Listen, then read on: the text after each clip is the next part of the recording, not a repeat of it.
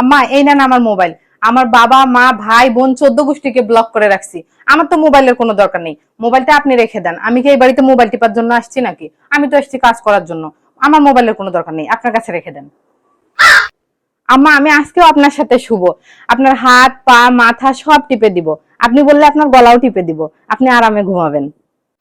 আম্মা আপনার মেয়ের বিয়ের জন্য আমার বাবা দেখেন 2 ভরি দিয়ে একটা সীতাহার বানাই দিছে।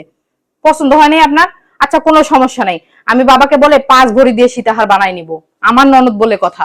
আম্মা দেখেন আমার ঘরে 2টা আলমারি, তারপরও এই গয়নাগুলো আমার কাছে রাখার জায়গা নেই। গয়নাগুলো আপনার কাছে রাখেন তো, আমি ছোট মানুষ গয়না টয়না হারাই ফেলবো না, আপনার কাছে রাখেন। আম্মাই দেখেন আমার বাপ কি করছে, তার জায়গা জমি সহায় সম্পত্তি যা ছিল সবকিছু আপনার আর আপনার ছেলের নামে লিখে দিছে।